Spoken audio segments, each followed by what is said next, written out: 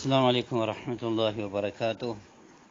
میرے آج کے سوال و جواب جو ہیں، سوالات کافی ہیں، میں دینے لگا ہوں، لیکن شروع میں ہمارے پرانا دوست جو ہے بشر بنگش صاحب، تو انہوں نے ایک سوال بھیجا ہے اور وہ بھی خلیل الرحمان جاوید صاحب کی ایک ویڈیو بھیج کے اوپر انہوں نے جواب کے طور پر بلکہ ہائڈنگ طور پہ لگایا ہے کہ بھئی اس پر بھی آپ معتزلی ہونے کا الزام لگائیں۔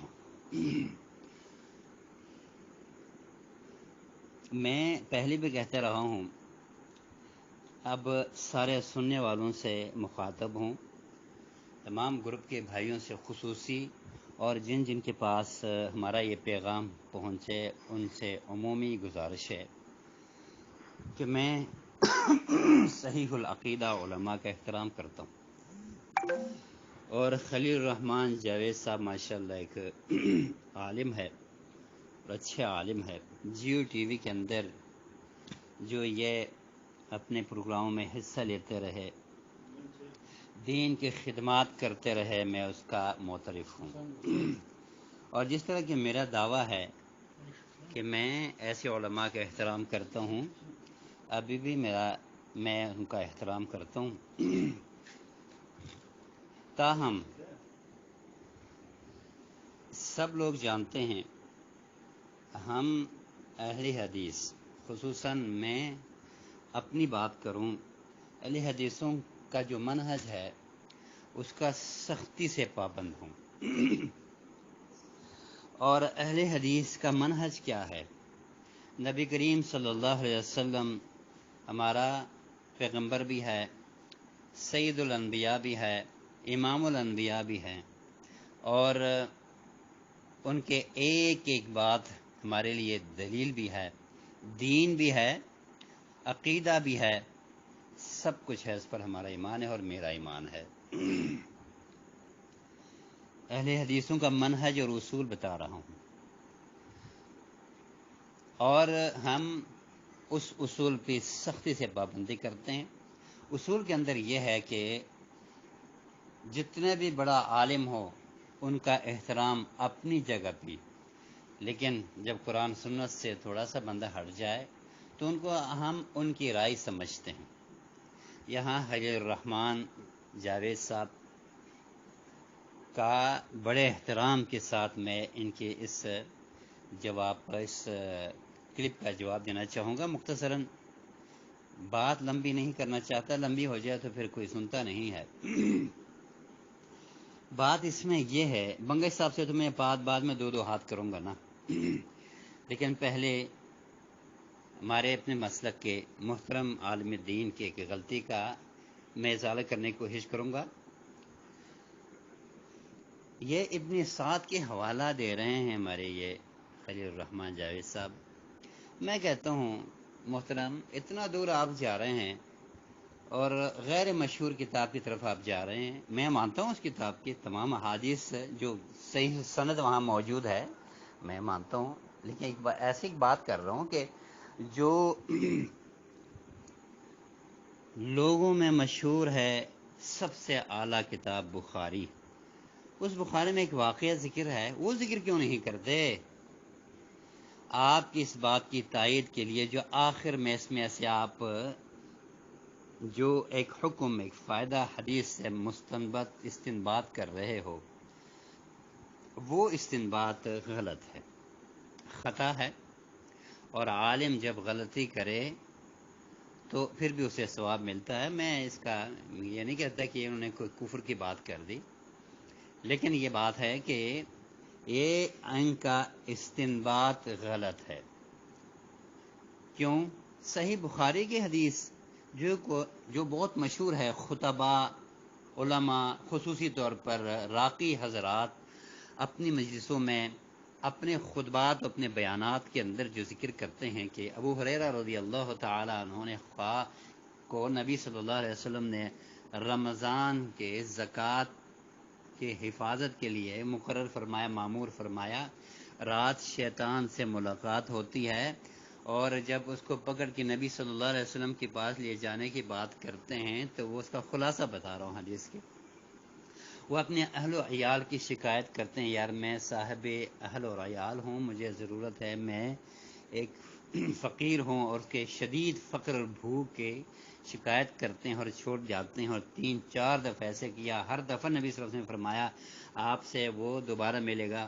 آخر کرتے کرتے اس نے آیت الکرسی کے بارے میں بتایا کہ میں آپ کو یہ سکھاتا ہوں، ایک آیت سکھاتا ہوں، جب پڑھ کے آپ کوئی چیز رکھے یا اٹھاؤ گے یا کسی چیز کی حفاظت چاہو گے تو اس سے وہ محفوظ ہو جائے گی کر کے. وہ پوری حدیث کا یہ خلاصہ بتا رہا ہوں. جب نبی صلی اللہ علیہ وسلم نے آخر میں سنا، کہا، فرمایا کہ صدقک وہو کذوب، وہ اس نے بات تو صحیح کی لیکن بڑا جھوٹا ہے. میرے بھائی یہ کیوں نہیں بیان کرتے؟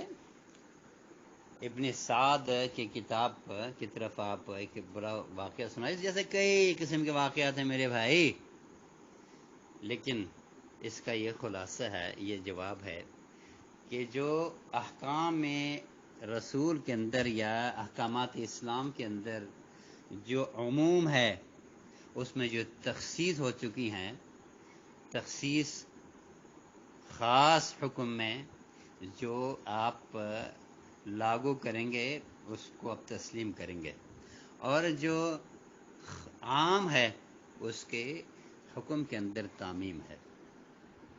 لہذا کہ عام حکم کی وجہ سے خاص حکم کی تردید، تنسیخ آپ تنقیس نہیں کر سکتے.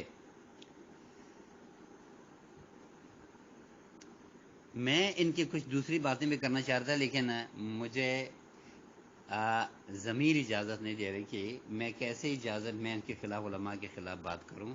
جتنی غلطی ہے بس انہی کی نشاندہی کرنا چاہوں گا. بڑے اچھے عالم ہیں ہمارے، میں ان کے برابر کبھی کسی صورت میں نہیں ہو سکتا،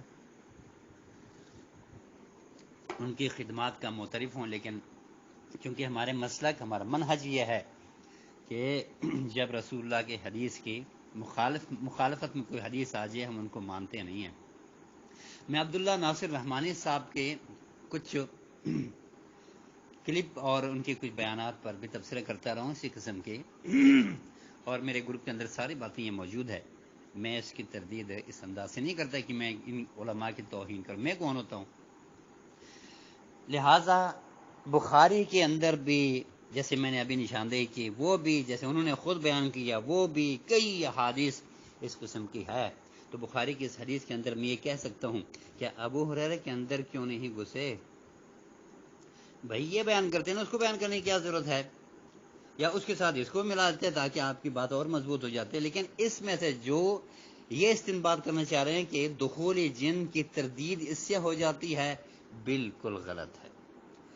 ہم دوسری بات بھی کر سکتے ہیں. دوسری بات یہ ہے، کہتے ہیں جنات کی بہت بڑی طاقت ہے، وہ تو ایک کچی انگلی بھی ہلائیں گے تو 20 بندے بھی گر جاتے ہیں، 100 بندے بھی گرا دیتے ہیں.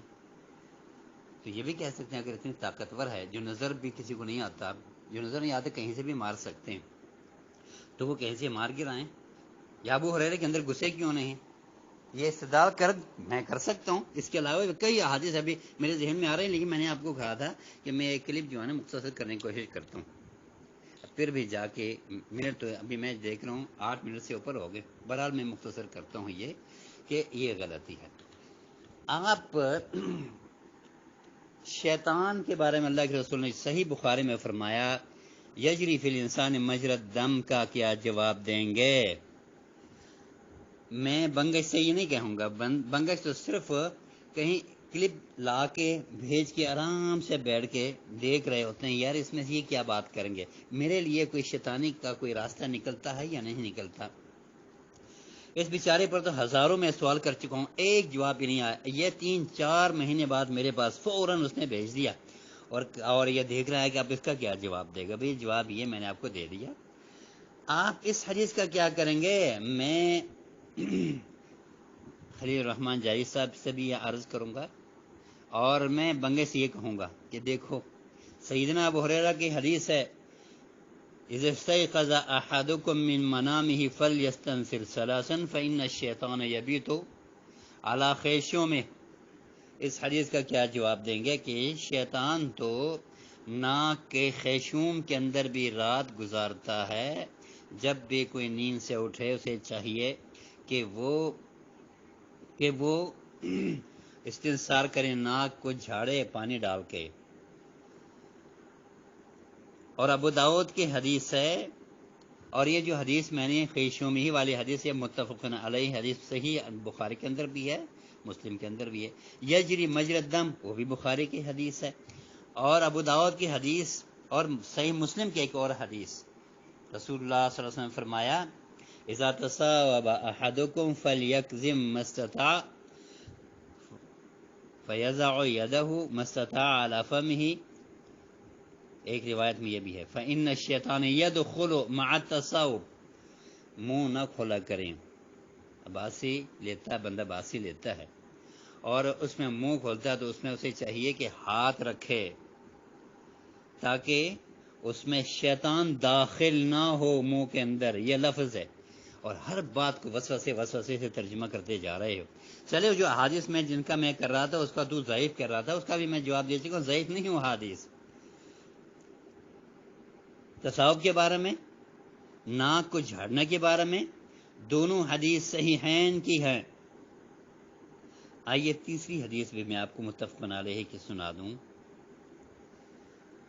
فرمایا عبداللہ ابن مسعود نے کہ ذکر عند رسول اللہ صلی اللہ علیہ وسلم رجل نام لیلة حتى اصبح قال ذاك رجل بال الشیطان فی اذنیہ. رات کو سوتا ہے، صبح تک سوتا ہی رہتا ہے، مطلب فجر کی نماز رہ جاتی ہے اس کی. بعض لوگوں نے اس کے تہجد کا ترجمہ کیا بہرحال، لیکن فجر والی زیادہ بہتر ہے. فرمایا یہ ایک ایسا آدمی ہے جس کے کان میں شیطان نے پیشاب کیا ہوتا ہے، تو کان کے اندر پیشاب ڈالنے کا قادر ہے. اور اس کا ترجمہ علماء کرتے ہیں ان الشیطان یبول حقیقتا فی اذنیہ وہذا اولا و اقرب. حقیقی معنی کے معنی لینا اولا بہتر ہے، یہی ہمارا اہل حدیث کا منہج. امام ابن حجر رحمہ اللہ فرماتے ہیں اختلافی معنی بول الشیطان فی اذن النائم. کہتے ہیں قرطبی نے کہا ہے لا مانع من ذالک، اس کی کوئی معنی نہیں ہے کہ ترجمہ ہم نہ کریں، ترجمہ اسی طرح ہی بنتا ہے. اس کا ترجمہ فیضا تصاوب کے اندر کی اور بات کریں فلیضع فلیمسک اور فلیستدر فلیسد یدہ، یہ سارے ترجمے آتے ہیں. اور اس کا یہ احادیث کی روایات الفاظ ہے کہ جب بندہ منہ کھولتا ہو تو ہاتھ رکھے، بند کر دے. یہ سارے احادیث کا کیا ترجمہ کریں گے؟ ان کو ضعیف کر کے بتاؤ نا آپ. تو میں نے آپ کو سارے حدیثیں یہ صحیحین کی ہی آپ کے آگے رکھی ہے، اس کا کیا ترجمہ کریں گے؟ بہرحال شکوہ خیر رحمان جائز صاحب سے کم ہے کہ ایسے موضوعات احتیاط کرنا چاہیے جس پہ کسی کو اتنا پورا عبور نہ حاصل ہو، اس پہ بات نہ کرے. اور ان کی غلطی ہے، غلطیاں ساری کرتے ہیں، ہم روز غلطی کرتے ہیں، انہیں ایک غلطی کی تو کیا ہوا. لیکن یہ جو معتزلی صاحب ہے کہتے ہیں خیر رحمان صاحب کوئی معتزلی کو، ہم ہر بندے پہ فتویٰ نہیں لگاتے ہوتے، فتویٰ آپ جیسے پہ لگاتے ہیں. اور اس میں پھر وہ آیتیں جو ایک دفعہ 20 دفعہ میں جواب دے چکا ہوں، وہ آیات قرآن پاک کی سورہ اعراف وغیرہ کے پھر لاگے اس کو کوئی بھیج دیا. بھئی اگر آپ کو حقیقتاً جواب کی ضرورت ہے تو جو کچھ میں بھیج چکا ہوں وہ آپ کے گروپ کے اندر موجود ہے، آپ کے خود اس میں پہنچانے کی ہم نے کوشش کی تھی، پتہ نہیں آپ نے خود بند کر دیا ہوگا، دوبارہ بند کر دیا تھا، یہ پہنچ گیا تھا. اس کو آپ اسے پڑھیں تاکہ حق مسلک ہر مسئلے کے اندر تجھے ملے.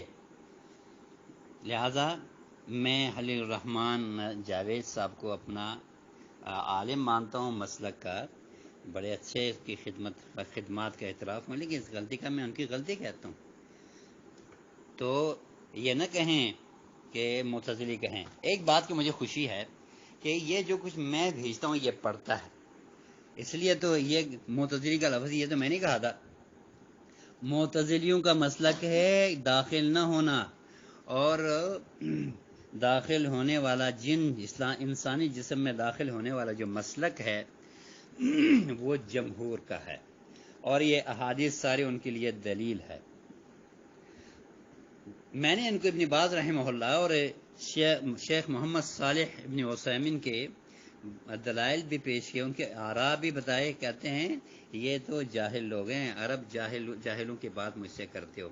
بھائی جاہل تو اس سے کیا بڑا ہو سکتا ہے، اتنے بڑے علماء کی توہین کرتے ہو۔ بہرحال وہ میں اس کا تو دے چکا ہوں جواب۔ میں آپ سے یہ کہوں گا اس پہ غور کریں، جواب دیں۔ ہر کلپ کے اندر 2 3 3 4 4 10 12 15 تک سوالات کر چکا ہوں، آج تک کوئی مجھے کہنے لگے خود فون کر کے میں آپ کو ابھی بھیجوں گا۔ جب بھیجا تو وہ بشیر احمد ربانی صاحب کی وہ وضاحت جس میں ان حدیثوں کو ضعف کی طرف اشارہ کی فرمایا تھا، وہ بھیج کے ہاتھ جوڑ کے کہنے لگے اب تو دیکھو کتنا بڑا میں نے توپ داغا، اور اس کا راکٹ لانچر کا جواب کوئی نہیں دے سکتا، یہ تو تباہ ہو جائے گا۔ بھائی تمام علماء میرے ساتھ ہے، اگر آپ دیکھیں تو غلطیاں انسان سے ہو جاتی ہیں۔ خلیل احمد جاوید صاحب، خلیل الرحمن جاوید صاحب کی غلطی کا میں اسی طرح نشاندہی کرنا چاہوں گا، لہٰذا آپ چاہیں خلیل الرحمن جاوید صاحب کو بھی بھیج سکتے ہو یہ، اور آپ تو خیر تیرے اندر تو بنگش صاحب جواب دینے کی سکت نہیں ہے، آپ اس چیز پہ نہ پڑیں، توبہ کریں، رجوع کریں۔ اللہ ہم سب کو رجوع کی توفیق دے، جہاں اگر ہم غلطی کر رہے ہیں، جہاں کہیں بھی ہم غلطی کرتے ہیں تو اللہ تعالی ہمیں رجوع کی توفیق عطا فرمائے۔ السلام علیکم ورحمۃ اللہ وبرکاتہ۔